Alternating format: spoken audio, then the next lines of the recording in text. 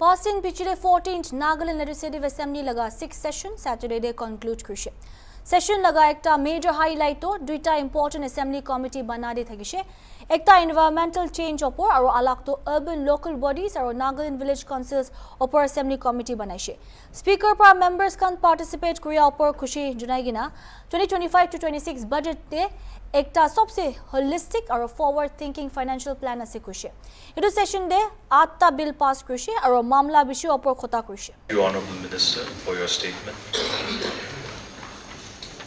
We will come to now item number 11, the announcement of the constitution of various financial and non-financial committees of the Assembly and the panel of chairman for the year 2025-26.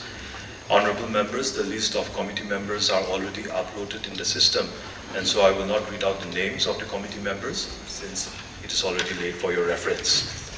However, in regard to this item number 11, I would like to take this opportunity to express that on the 60th year of the Nagaland Legislative Assembly, we are very privileged and happy to announce the formation of two new assembly committees very pertinent to contemporary challenges and requirements of the state. Number one, the Committee on Environment and Climate Change, as just announced by the Honorable Minister Parliamentary Affairs. Number two, Committee on Urban Local Bodies and Nagaland Village Councils, vis-a-vis the Nagaland Municipal Act 2023 and the Nagaland Village and Tribal Councils Act of 1978, amended up to 2022.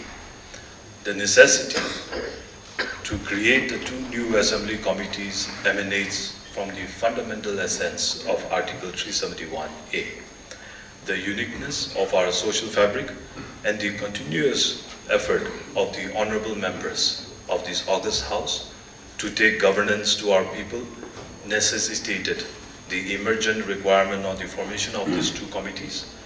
With a global perspective, I hope the members of the committee will persevere in addressing regional issues of our state.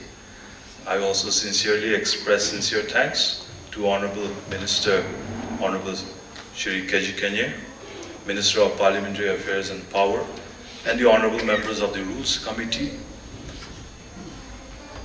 in expressing your support and achieving this significant feat together.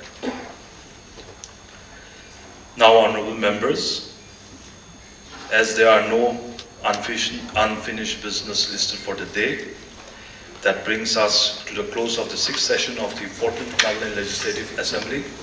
During the 5-day session, we could successfully transact all the business listed, and I'm pleased to note the active participation of honorable members and commitment to the responsibilities entrusted to us while demonstrating a shared commitment in discussing and engaging in matters of vital importance.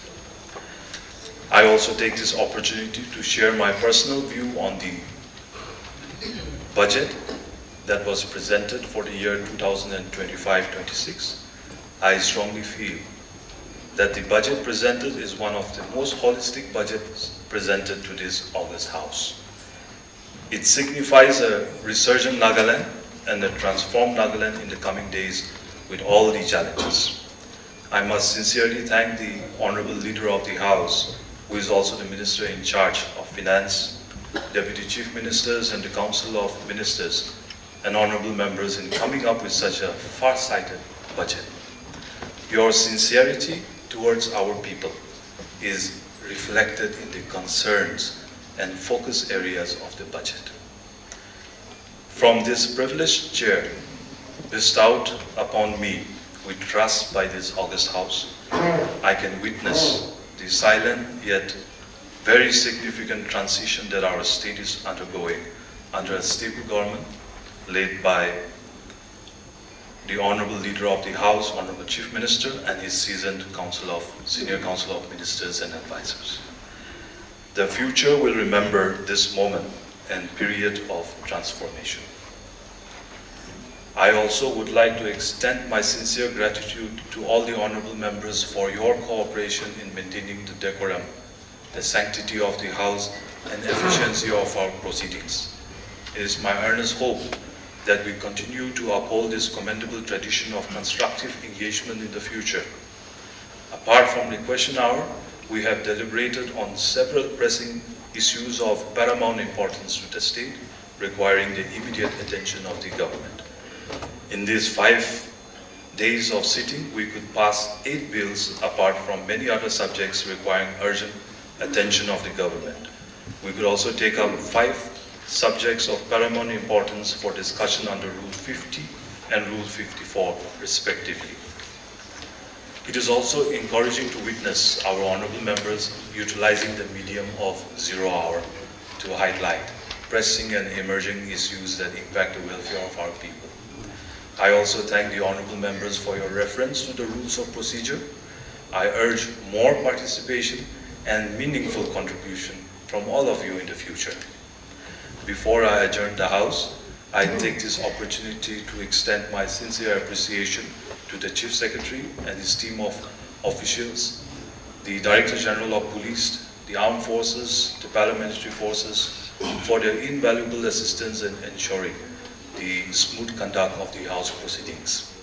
I also acknowledge the medical team for their unwavering dedication to the well-being and safety of our senior honourable members. My appreciation further extends to the media fraternity for their role in disseminating the proceedings of the House to the people. I reserve my deepest gratitude for my officers and staff, led by the Secretary in charge, whose dedication and meticulous efforts have ensured the seamless transaction of this 6th session of the 14th Nagaland Legislative Assembly. Honourable members, with no other unfinished business before this House, I now adjourn the 6th session of the 14th Nagaland Legislative Assembly, Sine Die. Also, honourable members, early lunch is arranged at the